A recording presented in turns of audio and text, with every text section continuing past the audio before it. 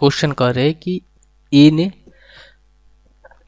1,12,000 की पूंजी के साथ एक व्यवसाय शुरू किया और 2 महीने के बाद बी ने 80,000 रुपये की पूंजी के साथ व्यवसाय शुरू किया और फिर उसके 2 महीने के बाद सी ने 72,000 रुपये की पूंजी के साथ व्यवसाय में शामिल हुआ। ठीक है, व्यवसाय शुरू होने के 10 महीने के बाद बी ने 8,000 रुपये, सी ने भी 8,000 रुपये निकाल लिए। बी को वर्ष के अंत में लाभ के रूप में 9800 रुपये प्राप्त होते हैं, तो कुल लाभ कितना था। ठीक है, ये रहा ए, ये रहा बी और ये रहा सी। क्वेश्चन में कह रहे हैं सबसे पहले यहाँ से हम रेशियो को शॉर्ट कर लेते हैं। ठीक है, रेशियो को हम क्या करेंगे, शॉर्ट करेंगे। तो देखिए यहाँ से आप ध्यान से देखेंगे तो 3 जीरो से 3 जीरो कैंसिल आउट हो जाएगा। पहले यहाँ से देखिए 3 जीरो से ये 3 जीरो, ये 3 जीरो, फिर ये 3 जीरो, यहाँ से भी ये 3 जीरो और यहाँ से भी ये 3 जीरो कैंसिल आउट हो जाएगा। इसको छोड़ देंगे क्योंकि ये लाभ है। ठीक है, अब देखिए 8 से ये भी कट रहा है, 8 से ये भी कट रहा है, 8 9 72, 8 10 80 और 8 से कितना बार में जाएगा, 14 बार में। यानी कि ए का कितना आ गया, इन्वेस्टमेंट 14 आ गया, बी का इन्वेस्टमेंट कितना आ गया, 10 आ गया, सी का इन्वेस्टमेंट हमारा कितना आ गया, सी का इन्वेस्टमेंट कितना है, 9 आ गया। ठीक है, अब क्वेश्चन में कह रहा है कि व्यवसाय शुरू होने के 10 महीने के बाद बी ने 8,000 रुपये निकाल लिए और सी ने भी 8,000 रुपये निकाल लिए। यानी कि हम क्वेश्चन में ए का यहाँ पर नहीं जिक्र किया गया है, यानी कि ए जो है पूरे 12 महीने के 12 महीने यहाँ से इन्वेस्टमेंट कर रहा है। ठीक है, 12 महीने के 12 महीने इन्वेस्टमेंट कर रहा है। अब देखिए यहाँ पर मंथ स्टार्ट होता है यहाँ से लेकर यहाँ तक। क्वेश्चन में कह रहा है कि 2 महीने के बाद बी आया, यानी कि शुरू के जो 2 महीने हैं, बी तो था ही नहीं। और व्यवसाय शुरू होने के 10 महीने के बाद, यानी कि व्यवसाय शुरू होने के 10 महीने के बाद, यानी कि जो बी का इन्वेस्टमेंट हुआ होगा कितना हुआ, 10 महीने का हुआ होगा।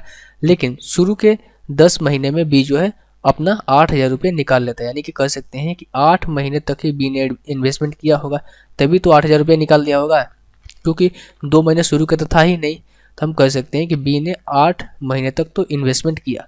उसके बाद क्या किया, 8 यानी कि 1 यूनिट निकाल लिया। यहाँ से देखिए 1 हमने लिखा है, 8 का 1 यूनिट। उसके बाद एक जो है बी जो है 1 यूनिट निकाल लेता है, तो बचेगा कितना, 9 और 9 गुना 2, यानी कि बचे 2 महीने के लिए इन्वेस्टमेंट किया। ठीक है, उसी तरीके से आप यहाँ से सी को देखिए, सी भी बी के 2 महीने आने के बाद आता है, यानी कि बी के 2 महीने आने के बाद आता है। यानी कि अगर इन्वेस्टमेंट यहाँ से स्टार्ट हुआ तो शुरू के जो 4 महीने था वो बी नहीं था, शुरू का 4 महीने जो था वो सी नहीं था।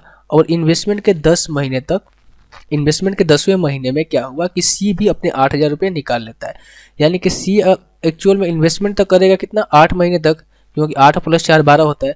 लेकिन 10वें महीने में उसने क्या किया, 8,000 रुपये निकाल लिया। यानी कि हम कह सकते हैं कि उसका जो 9 रुपये का इन्वेस्टमेंट था वो कितने दिन तक चला, वो चला आपका 6 महीने तक। कितना, 6 महीने तक।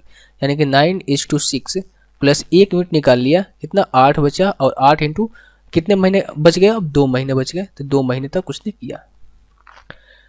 अब यहाँ से देख लीजिए, हमसे बोला गया है क्या, इसको जब हम मल्टीप्लाई करेंगे तो हो जाएगा कितना होगा, बच्चों 48 और 12 4 16 168।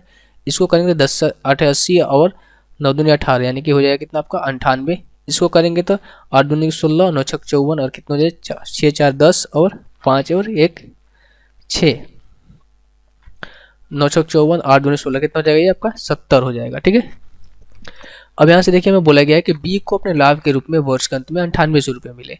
यानी कि 98 की वैल्यू में क्वेश्चन में दी गई है 9800, यानी कि इससे कितना 100 गुना ज़्यादा, इसे कितना है 100 गुना ज़्यादा है। तो यहाँ से जो टोटल लाभ होगा वो भी एक्चुअल जो यूनिट होगा उससे 100 गुना ज़्यादा होगा। हम जोड़ लेते हैं, कितना है एक्चुअल यूनिट, देखिए 8 और 8 कितना होगा, 16 होगा।